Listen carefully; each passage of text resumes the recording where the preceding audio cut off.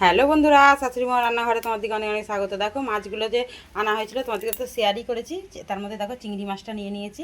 এখানে দেখো আমি এঁচোড় আর আলুকে মানে ভাপিয়ে রেখে দিয়েছি। এঁচোড় আর চিংড়ি করব, তোমাদেরকে শেয়ার করব, তার জন্য কিছু মশলাও নিয়ে নিয়েছি।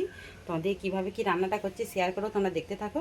আজকে আমি এঁচোড় চিংড়ি তোমাদেরকে শেয়ার করছি। কড়া বসিয়ে দিয়েছি, কড়াতে দেখো আমি প্রথমে চিংড়ি মাছটা ভেজে নেবো। দেখো কড়াতে আমি দিয়ে দিয়েছি তেল, আমি মাছগুলো ভাজবো, তোমাদেরকে শেয়ার করো, তোমরা দেখতে থাকো। দেখো মাছগুলো ভেজে তুলে নিয়েছি, ওই তেলেতেই এবার আমি দিয়ে দেবো ফোড়ন, দিয়ে দেবো পেঁয়াজ কুচি, টমেটো কুচি,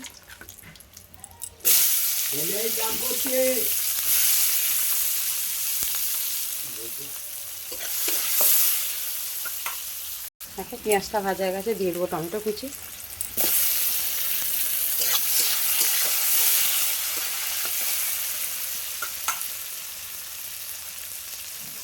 দিয়ে দেবো রসুন বাটা,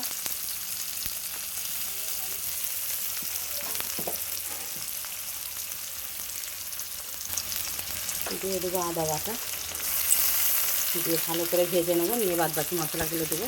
দেখো আদা রসুনটা কষা হয়ে গেছে, এখানে আমি বাদ বাকি সমস্ত মশলা নিয়ে নিয়েছি, দিয়ে দেবো।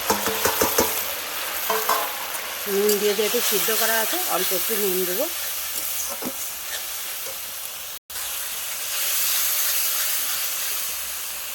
দেখো এবার চিংড়ি মাছটা দিয়ে দেবো, দিয়ে ভালো করে কষে নেবো।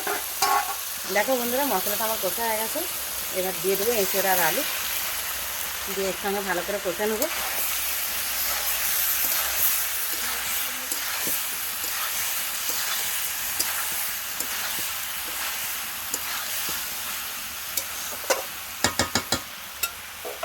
ভালো করে একটু কষে নিয়ে জলটা দেবো।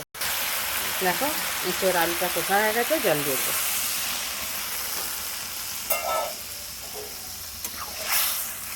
দিয়ে চাপা দিয়ে দেবো। নামাবার আগে আমি গরম মশলা গুঁড়ো দিয়ে নামিয়ে নেবো। দেখো বন্ধুরা আমার তরকারিটা হয়ে গেছে, দিয়ে দেবো গরম মশলা,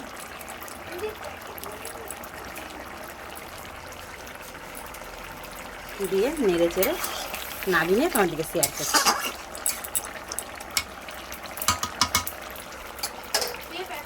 দেখো বন্ধুরা হয়ে গেছে, ঢেলে নিয়েছি। একটু তো কাই কাই রেখেছি, ওকে দিয়েই ভাত মাখিয়ে খাওয়া হয়ে যাবে। আমার এই চিংড়ি রেসিপিটা তোমাদেরকে শেয়ার করেছি। তোমাদের ভালো লাগলে অবশ্যই লাইক কমেন্ট শেয়ার করে আমাদের চ্যানেলটা সাবস্ক্রাইব করে নিও, তাহলে যা কিছু রান্নার রেসিপি সবই দেখতে পাবে। অনেক অনেক ধন্যবাদ।